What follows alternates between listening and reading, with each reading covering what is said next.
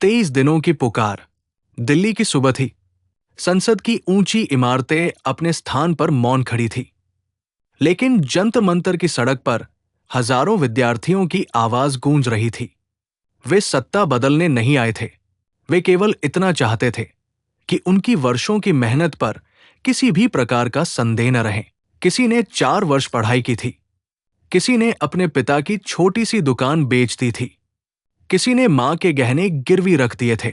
उनकी आंखों में केवल एक सपना था, डॉक्टर बनकर लोगों का जीवन बचाना। लेकिन जब परीक्षा की निष्पक्षता पर प्रश्न उठे, तो उन्हीं छात्रों ने लोकतांत्रिक तरीके से धरना देने का निर्णय लिया।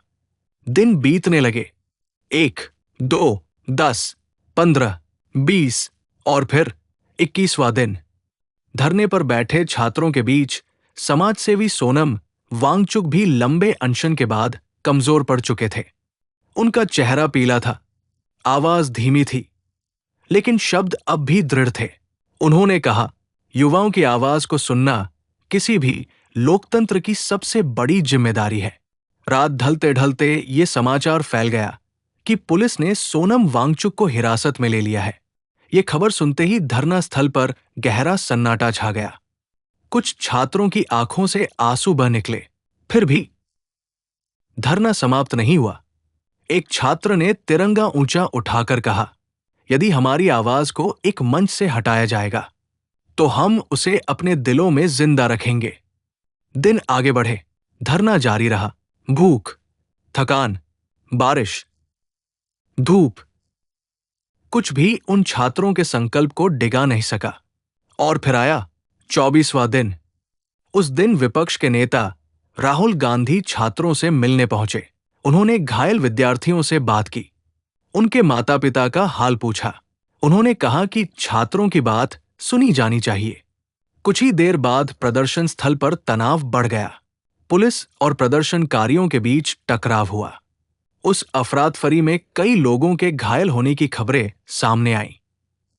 24वें दिन विपक्ष के नेता राहुल गांधी भी धरना स्थल पर छात्रों का समर्थन करने पहुंचे। प्रदर्शन के दौरान पुलिस और प्रदर्शनकारियों के बीच तनाव बढ़ गया। इस अफरातफरी में राहुल गांधी भी झड़प की चपेट में आ गए। प्रत्यक्षदर्शियों और उनके समर्थकों के अनुसार उन्हें चोटें आई और उनके चेहरे व घुटने पर चोट के निशान दिखाई दिए। ये दृश्य देखकर कई छात्र भावुक हो उठे। उन्हें लगा कि अब ये संघर्ष केवल उनकी परीक्षा का नहीं, बल्कि लोकतांत्रिक तरीके से अपनी बात कहने के अधिकार का भी प्रतीक बन गया है। धरना स्थल पर बिखरी किताबें, टूटे हुए चश्मे, धूल में पड़ा तिरंगा और रोते हुए विद्यार्थी। मानो हर दृश्य एक ही प्रश्न पूछ रहा था, क्या मेहनत की भी कोई आवाज होती है?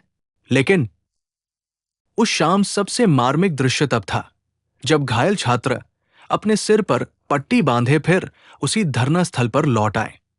किसी ने कहा, हम हिंसा नहीं चाहते, हम केवल चाहते हैं कि हमारी मेहनत पर विश्वास बना रहे। सूरज ढल चुका था। हजारों मोबाइल फोन की रोशनियां आसमान की ओर उठीं। पूरा जंतर मंतर मानो तारों से भर गया। एक छात्रा ने कांपती हुई आवाज में कहा, प्रधानमंत्री जी, हम आपके विरोधी नहीं हैं, हम उसी भारत के विद्यार्थी हैं जिसका भविष्य हमारे हाथों में होना चाहिए। हम केवल इतना चाहते हैं कि हमारी मेहनत का मूल्य बना रहे, हमारी आवाज सुनी जाए और आने वाली पीढ़ियों को कभी ये न कहना पड़े कि ईमानदारी से पढ़ने का कोई अर्थ नहीं बचा। उस रात दिल्ली सो गई, लेकिन जंतर मंतर की सड़क पर बैठे हजारों सपने अब भी जाग रहे थे। कहते हैं, सरकारें समय के साथ बदलती रहती है, विपक्ष भी बदलता रहता है, लेकिन किसी विद्यार्थी की आंखों में पलता सपना, वो केवल न्याय चाहता है। और शायद इतिहास भी उसी समाज को सबसे अधिक याद रखता है जिसने अपने युवाओं की आवाज को सुना हो,